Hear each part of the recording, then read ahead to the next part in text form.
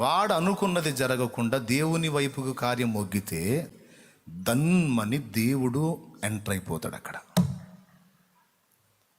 వాడు అనుకున్నది జరిగి సణుగుడు గొణుగుడు సంశయం జరిగితే దేవుడు ఎంటర్ కాడు. కానీ సైతాను అనుకున్న దానికి ఆపోజిట్లో మన స్వరం లేచిందనుకో, ఏం కాదు, దేవునికే స్తోత్రం, ఆయనే ఉన్నాడు, ఆయన చూసుకుంటాడు, హల్లెలూయా అనగలిగితే మరుక్షణం దేవుడు ఉంటాడు అక్కడ. ఎరా నువ్వేం అనిపించాలని వచ్చావు? ఏమన్నాడు? ఏమంది? ఇక పో.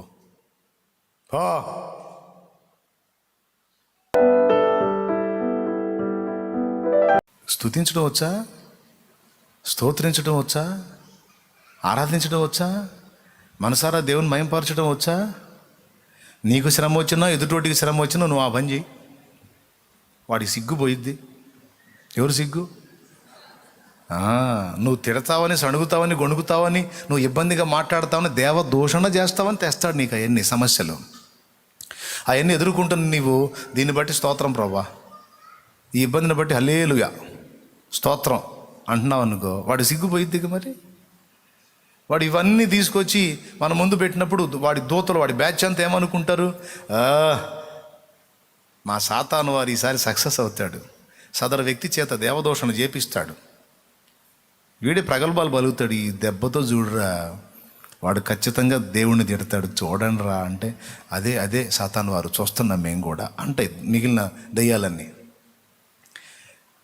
వాడు అవన్నీ తీసుకొచ్చి, ఆ ఇబ్బందులన్నీ తీసుకొచ్చి మన ఎత్తినేసినప్పుడు మనం వాడు అనుకున్నట్టే స్పందించామనుకో, సణిగామనుకో, గొణిగామనుకో, దేవుడికి న్యాయం లేదన్నామనుకో, దేవదోషం చేసామనుకో, వాడేమో తల పైకెత్తి వాళ్ళకి వెళ్ళి చూస్తాడు, చూసారా అంటాడు, వాడు ఇదిరా అంటాడు. కానీ వాడు ఆలోచనలకు ఆపోజిట్లో ఏబు పలికినట్టు మనం పలికితే వాడి సిగ్గుపోతుంది. దెయ్యాలన్నీ బిక్కమొఖం వేసుకొని చూస్తాయి. ఏదో అయింది అనుకుంటే, ఏదో అయింది అనుకుంటాను సాతాను వారు, వీడు కొంచెం తలకాయ నొప్పిరా, వేస్ట్, వీడి దగ్గర టైం వేస్ట్, పదండి. అసలు ఆ దేవుడు ఎంత తేడా వ్యధవకి వీడికి అర్థం కాలేదురా, పదండి, ఇక్కడ వేస్ట్, టైం వేస్ట్, పదండి, ఇంకోటి చూసుకుందాం, పదండి, వెళ్ళిపోతాడు వాడు. ఎందుకు? ఏం ఆశించి నీకు ఇబ్బందులు తెచ్చాడు, ఏం ఆశించి నిన్ను నలిపాడో. అది కాకుండా దేవునికి మహిమ వచ్చే విధంగా నీ నోరు తెరచినప్పుడు, దేవుని సన్నుతించడానికి నీ స్వరం ఎత్తినప్పుడు వానికి పరువు పోకేముంది? ఎంతమంది తీశారట వాడి పరువు? చేతులు ఎత్తండి. నేనైతే ఎప్పుడు తీస్తానే ఉన్నాను అన్న పరువు వాడిది. కొంతమంది సణిగారు కదా, అవునన్నా నేను కొంచెం అప్పుడప్పుడు కొంచెం సణుగులు ఉన్నాయి నా దగ్గర, గొణుగులు ఉన్నాయి, సంశయాలు ఉన్నాయి, కొంచెం తిరుగుబాటుగా మాట్లాడాను అంటే చేయొద్దు, ఎత్తు. అన్నిసార్లు నువ్వు వాడిని గెలిపించావు, వాడు కాలు రెగరేసాడు, నువ్వు సణిగినప్పుడల్లా కాలు రెగరేసాడు. ఇక నుంచి వాడి పరువు తీ యేసు నామంలో. ఏమనల్లా? ఆ దయ్యం ఏం చేసిందో తెలుసా? పుతోను అనే దయ్యం అమ్మాయిలో నుంచి వదిలిపోయింది, పోయి వాటి దయ్యాలన్నీ తీసుకొచ్చి ఆ అమ్మాయి యజమానుల్లోకి దూరి పౌలును పట్టుకొని కొట్టించి చెరసాల్లో వేయించింది అనుకుందాం. ఈ దెబ్బతో దేవదూషణ చేస్తాడు, సణుగుతాడు, గొనుగుతాడు అనుకున్నాయి దయ్యాలు. కానీ చెరసాలలో పౌలు శీలలు దేవుని స్తుతించుచూ పాటలు పాడివి. ఫలితం ఏం జరిగింది? దయ్యాలు పరార్, గేట్లు ఓపెన్, చెరసాల నాయకుడి ఫ్యామిలీ తను రక్షణ. ఏదో జరిగింది అనుకుంటే ఏదో అయింది. ఆ రహస్యం వాళ్ళకి తెలుసు. అందుకే ఏందోలే మంచికి పోతే చెడు ఎదురైందని దయ్యం వెళ్ళగొడితే వాళ్ళు మనకు సన్మానం చేయకపోగా ఇలా పట్టుకొని కొట్టి చెరసాల్లో వేశారు. దేవుడు ఏం చేస్తున్నాడో, దేవా ఉన్నావా, అసలు ఉన్నావా, ఉంటే కళ్ళు మూసుకున్నావా, ఎడన్నా తిరుగుతున్నావా అని ఇట్లాంటి వాళ్ళ ఇలాంటివి మాట్లాడలా. చెరసాలలో వేసిన సంకెళ్ళు బిగించిన, చెరసాలలో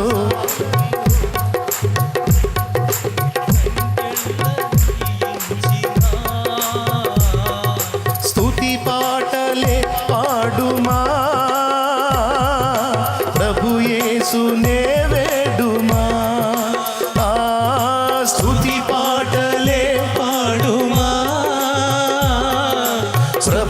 యేసునే వేడుమా, ప్రభు యేసునే వేడుమా. హల్లెలూయా పాట, యేసయ్య పాట, పాడాలి ప్రతి చోట, పాడాలి ప్రతి నోట. హల్లెలూయా పాడాలి ప్రతి చోట, పాడాలి ప్రతి నోట. హల్లెలూయా హల్లెలూయా హల్లెలూయా హల్లెలూయా హల్లెలూయా హల్లెలూయా హల్లెలూయా హల్లెలూయా హల్లెలూయా హల్లెలూయా హల్లెలూయా హల్లెలూయా హల్లెలూయా హల్లెలూయా హల్లెలూయా హల్లెలూయా హల్లెలూయా హల్లెలూయా పాట, యేసయ్య పాట, పాడాలి ప్రతి చోట, పాడాలి ప్రతి నోట. హల్లెలూయా పాడాలి ప్రతి చోట, పాడాలి ప్రతి నోట. దేవునికి మహిమ. ఏ బాధ వచ్చినా ఇట్లా మనం పాట ఎత్తుకుంటే ముఖం పగిలిద్దు వాడికి. వాడు అనుకున్నది జరగకుండా దేవుని వైపుకు కార్యం మొగ్గితే దన్మని దేవుడు ఎంటర్ అయిపోతాడు అక్కడ. వాడు అనుకున్నది జరిగి సణుగుడు గొణుగుడు సంశయం జరిగితే దేవుడు ఎంటర్ కాడు. కానీ సైతాను అనుకున్న దానికి ఆపోజిట్లో మన స్వరం లేచిందనుకో, ఏం కాదు, దేవునికి స్తోత్రం, ఆయనే ఉన్నాడు, ఆయన చూసుకుంటాడు, హల్లెలూయా అనగలిగితే మరుక్షణం దేవుడు ఉంటాడు అక్కడ. ఎరా నువ్వేం అనిపించాలని వచ్చావు? ఏమన్నాడు? ఏమంది? ఇక పో. 2 సార్లే ఛాన్స్ ఇచ్చాడు ఏబు దగ్గర. మాటి మాటికి ఈసారి పో, వచ్చే వారం పో, నెల ఆగిపో అన్నాడా? దౌర్భాగ్యుడా, 2 సార్లు అయిపోయింది, నా బిడ్డ పాస్ అయ్యాడు, నోరు మూసుకొని పోరా పెదవాయ్ అన్నాడు. మళ్ళీ వచ్చాడా? ఇంకోసారి వచ్చాడంటే ఇంకో వాడికి మొహం పేస్ట్ అయిపోయింది, క్లోజప్ పేస్ట్ లాగా. దేవునికి స్తోత్రం, హల్లెలూయా. వాడికి కూడా తెలుసు ఆయన అనుమతి లేకుండా పోతే మొహం పగిలిద్దని. సీరియస్గా తీసుకోవాలా, సింపుల్గా తీసుకోవాలా? దీర్ఘ ప్రార్థనలు నువ్వు చేయకపోయినా, దేవుడు ఆశించిన పరిపూర్ణత అంతా నీలో కనబడకపోయినా, నీకు నష్టము కలిగిన, కష్టం కలిగిన, ఓటమి కలిగిన, జయము కలిగిన, నువ్వు దేవుణ్ణి స్తుతిస్తూ ఆయన దగ్గరికి రాగలిగితే వెంటనే నిన్ను ఆయన కౌగిట్లో తీసుకుంటాడు.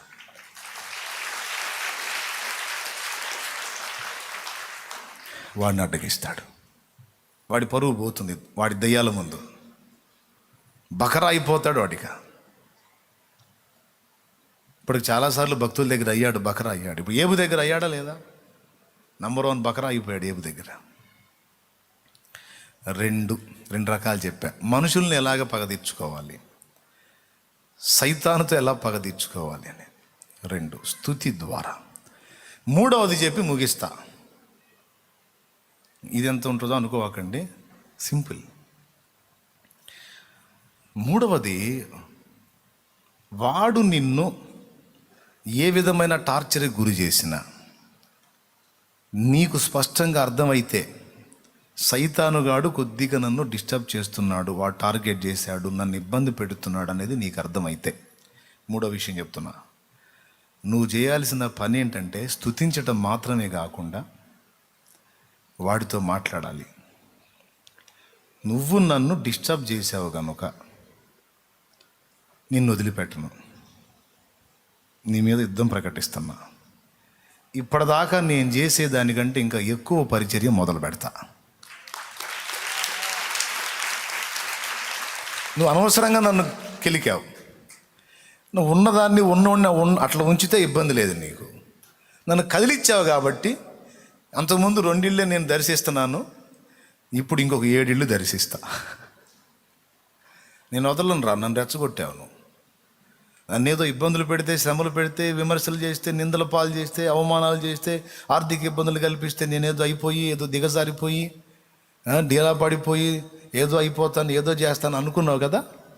అనుకునే కదా నాకు ఎన్ని చేసావు నువ్వు, నన్ను కదిలిచ్చావు నువ్వు, అనవసరంగా నాతో పెట్టుకున్నావు. నేను ఇప్పుడు 7 ఏళ్లతో వదలను, 70 ఏళ్ళగా పెడతా. దేవునికి స్తోత్రం కలుగునుగా. అరే సేవకుడు ఏమన్నాడు తెలుసా? ఏదో 2 సంఘాలు కట్టి చేస్తున్నా, నన్ను పని కట్టుకొని గెలుగుతున్నావు. ఈ 2 కాదు, 20 సంఘాలు కడతారా? డౌట్ లేదు. ఇక యుద్ధం, ఇక నీకు ఛాలెంజ్ చేస్తున్నా. 20 ఓ కాసుకోపో, నిద్ర బాని నీకు. నన్ను ఎందుకు కదిలిచ్చావు మరి? ఏదో 2 సంఘాలతో తిప్పలు నా జోలికి వస్తావా? నన్ను కదిలిస్తావా? పగ తీర్చుకుంటారు. ఏదో 2 ఇళ్ళు 3 ఇళ్ళు తిరిగి సువార్త చెప్తున్నా. నన్ను కదిలిచ్చావు కాబట్టి నీ దెయ్యాలు మొత్తానికి అగ్గిపుల్లగిస్తా, ఊరూరు తిరుగుతా. ప్రజెంట్ నేను చేస్తున్న పని అదే. వాడు నన్ను కదిలిచ్చినప్పుడల్లా మరి కొన్ని కొత్త ప్రణాళికలు వేసి కొన్ని పనులు కొత్తగా మొదలు పెడుతుంటాను నేను. నాకు అర్థమైతే ఈ నన్ను కదిలిచ్చాడని అర్థమైందంటే ఇంకా కొన్ని ఊళ్ళు టార్గెట్ చేస్తూ ఉంటా. వాడికి భయం ఉండాల. మరి మన జోలికి వస్తే రెచ్చగొడితే ఇక మనం ఆగమన్న సంగతి తెలియాలి వాడికి. వాడు కదిలించక మానడం, మనం వాడి మీద పగ తీర్చుకోక. ఎట్లా పగ తీర్చుకోవాలి? వాని పనికి నష్టము కలిగించాలి. అది కలిగించాలి. మూడవ పగ తీర్చుకునే పద్ధతుల్లో మూడవది శత్రువు మీద, సైతాన్ మీద పగ తీర్చుకునే పద్ధతి ఏంటంటే వాని పనికి నష్టం కలిగించాలి.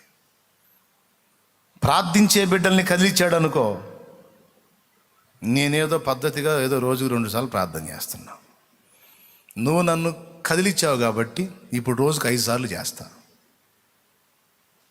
నీ దినం చేస్తా. నన్ను ఎందుకు గెలికా మరి? నువ్వు నన్ను ఎందుకు కదిలిచ్చావురా? నువ్వు ఏదో సరిగా 2 సార్లు కూడా సరిగా చేసి చేయకుండా ఏదో అట్లా వెళ్ళిపోతున్నా. నా జోలికి వచ్చావు, నన్ను కదిలిచ్చావు కాబట్టి ఇక ఛాలెంజ్ 5 సార్లు పో, సస్తావు పోయిగా. ఈ 5 సార్లు కూడా యేసు రక్తం కుమ్మరించడం జరిగింది. అచ్చంగా నీ కార్యాలు నాశనం అయిపోవటానికే ప్రార్థన చేస్తా.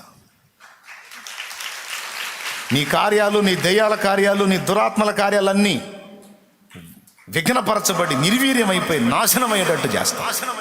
నా జోలికి వచ్చావు కాబట్టి ఇక నీకు ఇది తగిన శాస్తి. పగ తీర్చుకుంటా. నువ్వు ఇక్కడ మోకాళ్ళు నీ మొర్ర పెట్టి ప్రార్థన చేస్తే ఎక్కడెక్కడో వాడి పనులకు ఆటంకం జరుగుతూ ఉంటుంది. నీ ప్రార్థనను ఆధారం చేసుకొని దేవుడు వాడి కోట్లన్నీ కూలగొడతా ఉంటాడు. మరి పెట్టుకున్నాడు, నీతో పెట్టుకున్నాడు వాడు. మరి ఒట్టి స్తుతించి ఆగటం కాదు, వాడు నిన్ను కదిలిస్తే ఈ రీతిగా నువ్వు పగది చెప్పాలా వాడికి. వాడు దెయ్యాలకు చెప్పాలి, నువ్వు అనవసరంగా నన్ను కదిలించు, రెచ్చగొట్టావు. ఒక ప్రార్థనా బృందంతో నడిపిస్తున్న సోదరుని కదిలిచ్చాడు అనుకో, వాడు నన్ను కదిలిచ్చావు కాబట్టి ఇంకొక 7 ప్రార్థనా బృందాలు నెలకొల్పుతా. అప్పటిదాకా నిద్రపోనరా సైతాన్. ఛాలెంజ్ పో. ఒక ఊరికి పెట్టేది 7 ఊళ్ళకి. ఊరి మీద వాడి దెయ్యాలు ఉంటాయిగా, ఊరి మీద వాడి దురాత్మలు ఉంటాయిగా. ఏ ఊరికి మనం ఎంటర్ అయితే ఆ ఊరి మీద ఉన్నా వేసిపోవాల్సిందే పక్కకి. నన్ను కదిలిచ్చావు కనుక, ఒక ఊర్లో నేను చేస్తున్న దాన్ని అడ్డగించావు కనుక 7 ఊళ్ళు ఇదే శపథం. 7 ఊళ్ళు తిరుగుతా, కష్టపడతా. ఛాలెంజ్ 7 ఊళ్ళలో ప్రార్థనా బృందాలు స్థాపించి దేవుని బిడ్డల్ని ప్రార్థనకు రేపుతా. మొత్తం కలిసి నీకు పెట్రోల్ పోసి నీకు దైవాగ్ని చేత నిన్ను దహించి వేస్తా సైతాన్. ఎంతమందికి అర్థమైంది? కరెక్టేనా? పగ తీర్చుకునే పద్ధతి. మరి వాడి మీద మనం పగ తీర్చుకోవాలి ఎట్లా? వాడి పగనేమో మాన్పివేయాలి, మనం పగ తీర్చుకోవాలి. పగ తీర్చుకునే ప్రక్రియ ఏంటి? ప్రార్థనాపరుడు మరి ఎక్కువ ప్రార్థన చేయాలి. సువార్థికుడు వాడు నిన్ను కదిలిస్తే మరి ఇంకా ఎక్కువ సువార్త చేయాలి.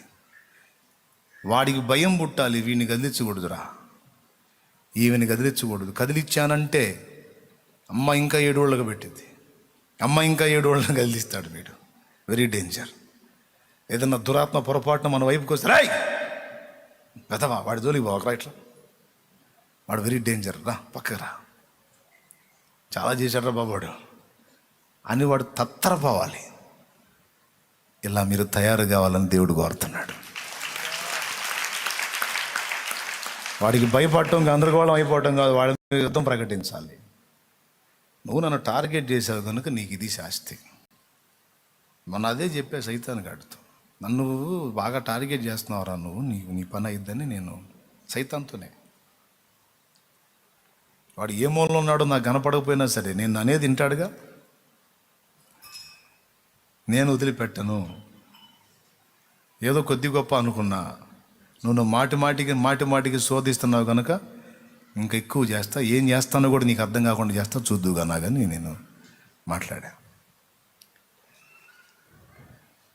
మీకు నచ్చిందా? ఈ ఆలోచన నచ్చిందా?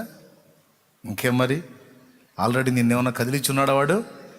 అట్లయితే చెప్పు, నిజమేరా, నాకు అర్థమైందిరా నిన్ను ఎట్లా పచ్చడి చేయాలో, నాకు అర్థమైంది నీ మీద ఎట్లా పగ తీర్చుకోవాలో.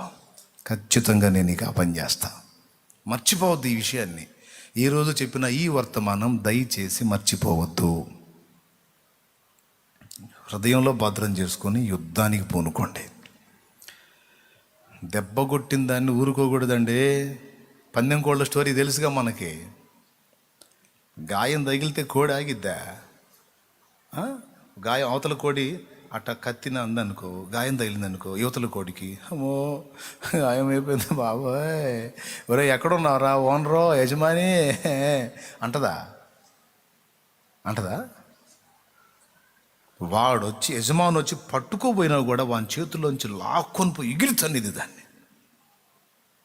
అతను అడుగుతుండే, ఆగు వద్దులే, ఊరుగా, నాకు గాయం తగిలింది. ఏంది ఊరుకుండేది? నాకు ఇక్కడ తగిలింది, వాడికి ఎక్కడ తగలాలా? కోడి అది ఎంత? చట్టిలో పెట్టి చికెన్ వండుకుంటే కిలోన్నర. దేవునికి స్తోత్రం కలుగును కాక. ఈక తోక అంతా పీకి దాన్ని కాటా వేసి వండితే కిలోన్నర ఉండదు. దానికి ఎంత రోషమో చూడు. దానికి ఇంత గాయం అవతల కోడి చేసిందంటే దాని ఒళ్ళు తూట్లు చేసిందాక ఇది ఊరుకోదు. అవునా కదా? కిలోన్నర కోడి చట్టిలో చికెన్ అయిపోయే కోడికి అంత రోషం ఉంటే ఇంత మనుషులు మనకి ఎంత ఉండాలండి?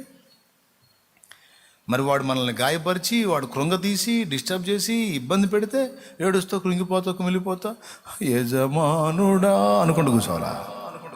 యేసయ్యా వాడు నా జోలికి వచ్చాడు, నాకు శక్తిని నన్ను కదిలిచ్చాడు కనుక నేను వాడిని తగలబెట్టాలా, వాడి శక్తులన్నీ తగలబెట్టాలా, వాడి దయ్యాలన్నిటినీ కాల్చివేయాలా చేస్తున్నామన్నా. నాకు శక్తిని, నా జోలికి వచ్చాడు వాడిని మనశ్శాంతిగా ఉన్నాయి. నాకు తెలియదు నువ్వు నాకు శక్తిని, నేను ఎదుర్కోను అని నువ్వు అడుగు. ముచ్చట పడతాడు ఆయన. ఎంత రోషం నన్ను నీకని, శత్రువు మీద ఎంత రోషం నీకు. సబ్బాష్, నేను ఇస్తా నీకు బలం, పో నువ్వు అన్నది నెరవేర్చు పొమ్మంటాడు ఆయన. హల్లెలూయా. ఇంకేడుస్తా మొత్తుకుంటూ కుంగిపోతున్నాను ఇట్ట అనుకుంటా కూర్చోవటం కాదు, రే అని లెగవాలన్నమాట యేసునామంలో. ఒకవేళ దేవుని దగ్గరికి పోయి ఏడిస్తే ఏమని ఏడుస్తావు తెలుసా? నన్ను వాడు ఇట్లా చేశాడు, నాకు తెలియదు, నేను వాడి మీద పగ తీర్చుకోవాలి. దేవునికి స్తోత్రం. ఎంతమందికి అర్థమైంది?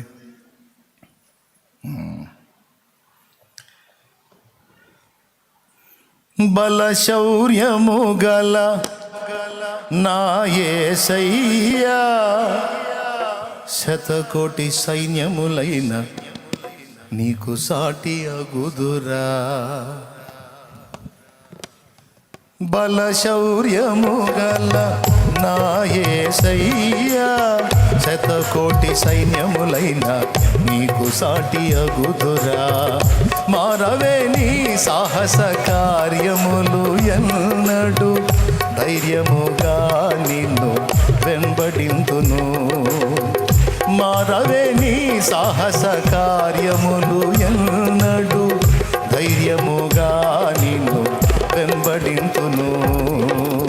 సర్వాధికారివి, సర్వజ్ఞుడవు, సంపూర్ణ సత్య స్వరూపివి నీవు.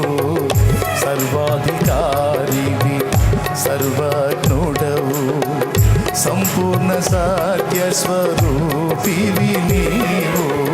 దివిలో ఉన్న ఆనందమును ధరణిలో నేను అనుభవింప, మహిమాత్మతో నన్ను నిలుపితివా. దివిలోనున్న ఆనందమును ధరణిలో నేను అనుభవింప, మహిమాత్మతో నన్ను నిలుపితివా. మహిమాత్మతో నన్ను నిలుపితివా. అతి సుందరుడా నా స్తుతి సదయుడా, కోటి సూర్యకాంతులైన నీతో సమమగున. అతి సుందరుడా నా స్తుతి సదయుడా, కోటి సూర్యకాంతులైన నీతో సమమగున. జనలేని నీ ఘన కార్యములు తలంచి స్తుతించుచు నిన్ను నే మహిమ పరదును. ఎనలేని నీ ఘన కార్యములు తలచి స్తుతించుచు నిన్ను నే మహిమ పరదును. సర్వాధికారి స్తోత్రం. సర్వజ్ఞుడవు, సంపూర్ణ సత్య స్వరూపివి నీవు. సర్వాధికారివి, సర్వజ్ఞుడవు, సంపూర్ణ సత్య స్వరూపివి నీవు.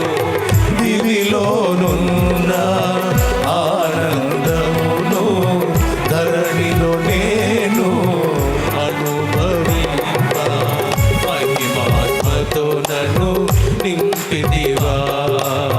మహిమాత్మతో నన్ను నింపితివా. మహిమాత్మతో నన్ను నింపితివా. మహిమాత్మతో నేను నింపునుగా. నువ్వు పట్టుబట్టి రోషం తెచ్చుకొని కృంగిపోటాలు కుమిలిపోటాలు పక్కన పెట్టి తెగించి దేవుని ముందు నిలువు.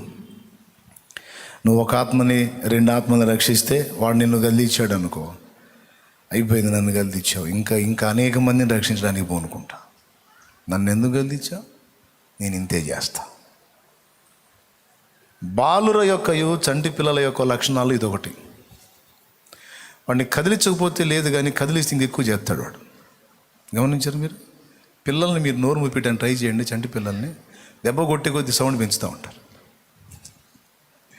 సైతాను గడి కూడా అంతే తయారు కావాలి. నువ్వు కొట్టే కొద్దీ, నువ్వు ఇబ్బంది పెట్టే కొద్దీ అయింది నీకు.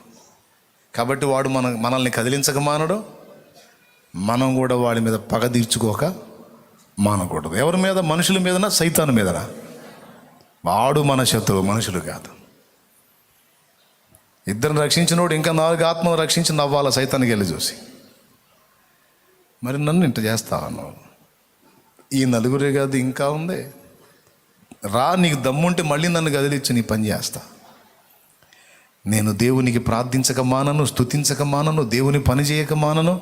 నువ్వు నన్ను రెచ్చగొట్టే కొద్దీ ఇంకా నేను ఎక్కువ చేస్తా అని నువ్వు పలికి చేయి. మళ్ళీ చూడు దేవుని కార్యాలు. దేవుని బిడ్డగా నువ్వు చేయాల్సింది అది. దేవునికి మహిమ. మోకాళ్ళ మీదకి వద్దాం. పగ తీర్చుకున్న విధము, పగ తీర్చుకున్న పద్ధతి. ఏం టైటిల్ పెట్టుకుంటారో పెట్టుకోండి మీరు. సాతాను మీద పగ తీర్చుకున్న పద్ధతి.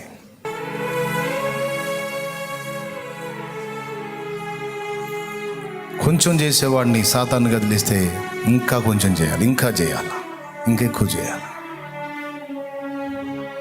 రోషము కలిగిన వ్యక్తులమై,